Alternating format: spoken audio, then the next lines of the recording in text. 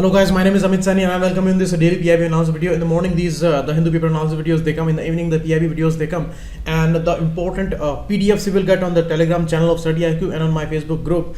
So there these things are available, and important MCQs we are discussing. The PIB lesson is totally exam oriented these days. So I am trying to give you the maximum information available for the current affairs section and from these most reliable sources, and please take advantage, please spread them, share them, so that they will be very much beneficial for you people. Until the prelims examination we will go with this way, where the update on the PIB website is less, and we can use this time in revising these important sections of current affairs. So let's start. These are the numbers there you can call, you can ask for these pen type courses, and here the chat section is available, and all these courses are available with 60% off. The courses are created by expert people and the selected people, and extreme help you can get here. GHGs, you see it's a repeated question again and again in the UPSC Prelims examination. You can see here, you can eliminate the options very easily. O2 is not true because it's not a greenhouse gas. Nitrogen is not, it's not a greenhouse gas. Again nitrogen. Here CO2, it's a greenhouse gas. CH4, it's a greenhouse gas. NOx or NO2, you may say, it's a greenhouse gas. CFCs, recently we found about HFCs, CFCs, they are also somehow trapping the heat, so they are also working as greenhouse gases. So D is the answer here. Next, how the carbon dioxide is added to the atmosphere. Volcanic action, certainly carbon dioxide is released in these processes, and respiration, certainly we take oxygen and we release carbon dioxide, so this is also added to the atmosphere.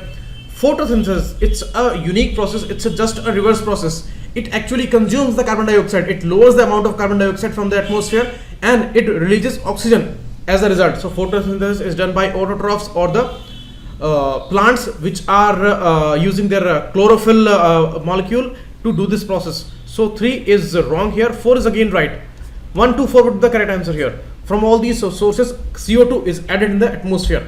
Third one, methane in the paddy field, that is perfectly correct. Paddy field are the one of the biggest sources on planet that adds CH4, the greenhouse gas, in the atmosphere, because there are bacteria, they are working, and with the less oxygen they consume the organic matter and they release CH4 a lot in number. So 1 is correct. Second statement is also correct. You will be shocked to know that all these cattle, all these animals like cows and buffaloes and all, they eat a lot of organic matter, and there are bacteria, they are present in their stomach and in their digestive canal and all, and they release a lot of amount of CH4. So it is also one of the biggest source on the planet which is adding extra methane into this atmosphere. So these greenhouse gases, you see, CH4 is one of the most important among the list, and that is released by both these sources. So 1 and 2 is the correct answer. C, both would be the right answer here. Next, greenhouse effect is the heating up of the earth atmosphere, which is due to the infrared rays, IR rays. How? You see the short wave radiation that comes from the sun, and that is absorbed by the surface of the earth. And this surface, when this radiation is not available in the evening time and in the night time, at that time the surface releases the long wave radiation, because the source is not that much powerful. So long wave radiation, this is short wave radiation that is coming, because sun is a powerful source. So long wave radiation that released, and it comes in the category of infrared category, because the wavelength is longer. So this is IR radiation, and that is trapped by these greenhouse gases.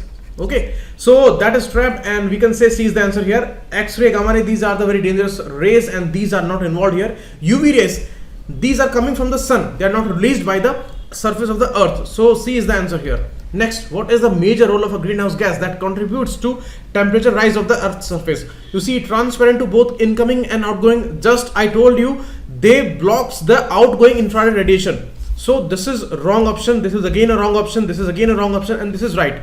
It lets the incoming radiation, the short wave radiation, pass through, but stops outgoing IR radiation, and this is how they trap the heat. The outgoing infrared radiation heat that is trapped by these greenhouse gases. So D is the answer here. Next, services offered by NIC, computer aided design, that is given here. ETA regarding the governance, that is also given by NIC National Informatics Center, and the informatics, that is the core area here. Bioinformatics, agriculture informatics, all these data are made available by NIC, that is correct. But GPS is wrong. It is actually GIS, Geographical Information System. You see, you must have heard about the geotagging, and geotagging is done of all the assets which are created by the government, and also that they can know the actual location on the map. So geotagging is done through GIS system, and GIS system is handled by NIC mainly. So that is correct. GPS is wrong. So 1, 2 and 4 would be the correct answer here. D is the answer here. You can see 1976 NIC was established, and the information communication technology, ICT, is the main issue, the main platform and the main basis of this service. And e-governance is the main service given by this NIC, handled by the NIC. The data centers are there at every district level in district collectorate, and they are there up to the level of PMO, Presidential Palace, and all these departments with ministries and all. Everywhere there are data centers, and these are handled by NIC. And the details are given here. They may ask you about these things, that which band, KU band, is mainly used by NIC, and all the administrative divisions, they are handled for the services of e-governance by the NIC. And you can read the issue here. The text is important, and all these are services provided by NIC. Okay. Next, Center for Development of Advanced Computing, CDAC.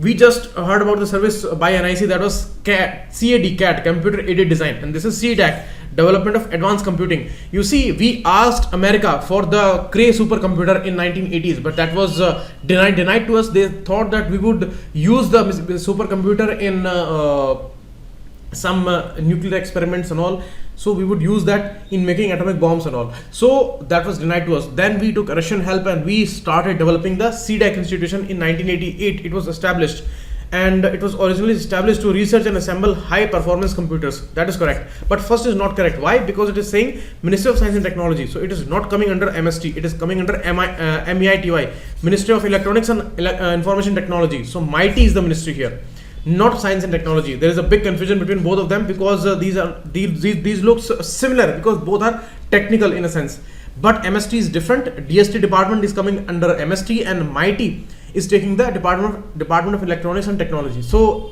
DIT, that handles the CDAC here. Okay, so 1 is the wrong option, only 2 is the correct answer here. You can see Param 8000 was the first supercomputer developed by this CDAC institution. After that, Param 10,000 and all this series is going on about the supercomputers. And National Center for Software Technology, NCST, ER and DCI and SET-T, they were merged into CDAC in 2003. So this was also asked in 1 year in UPSC Prelims Examination. So DIT would be important here, and CDAC institution. These are the important services. You see, this is the ever-growing area, and really the avant-garde area where a lot of opportunities are there. So high performance computers was the primary goal of it. But now the services are extending up to these machine learning, advanced computing, data analysis, big data analytics, electronics, embedded systems, cloud computing. All these are the very popular subjects today. So this is doing work in these areas. Now SEDA, recently it was established by NIC and NICSI jointly. NICSI is an important part of NIC only. So they jointly established SEDA in September month, and that was inaugurated by Ministry of Electronics and IT. And to support government departments to unlock the hidden potential of the data that they are generating as part of governance process. You see, today supercomputers, they need data, because they are aiming for the machine learning and the artificial intelligence totally. They want to simulate our brain, they want to simulate all the human actions, and they would be done by machines in the future. So they need as much data as they can consume. So data. This is the main fodder for these machines, and through that data they learn a lot of things. They are developing their own algorithms for that, for the machine learning. So data is all they need. So this big time data is generated in the e-governance process. So for that, this SEDA center is established, Center for Excellence for Data Analytics. So the main issue is of the data analytics here. So NICSI, a trusted part of NIC plus NIC, they both established this SEDA Center for Data Analytics. Next, Economic Freedom Index, that was released by Center for Civil Society, and the Fraser Institute, that is in Canada. So they gave 96th rank to India. That is correct. Last year India was at 98th rank, not 56th. So this is wrong. First is correct. Only one is the correct answer. And out of 162 countries, we are at 96th number. Singapore, Hong Kong, these are at the top, and Hong Kong is having the first position and Singapore is having the second position. Other important countries which are on the top of the list, which are normally on the top of this particular list. So that is important for the prelims this year. Next, National Commission for Indian System of Medicine bill. They propose for a particular commission for Indian system of medicine. That is correct. That is the main aim here. And they are all talking about the professional education in the Indian medicine system, the Unani, Ayurveda, all these systems. And they want all professionalism. They want the medical education, and under that they want all professional teachers and these professional students and all. And for that they need particular courses. They want the entrance examinations for that, and they are going for all overhaul of this particular systematic issue of Indian medicine system. So second is also correct. You can read the whole draft of this particular bill on PRS website. These two provisions are the highlighted ones. So C both is the answer here, and you can see here it is actually repealing the Indian Medicine Central Council Act of 1970 and proposing for this important commission. Okay, aiming for high quality medical professionals and medical professional education, medical institutes, and the regulation of these institutes, and the grievance redressal mechanism also. So this is all for today. We will meet again tomorrow with very important data. Thanks a lot. Keep watching. It was Amit sir.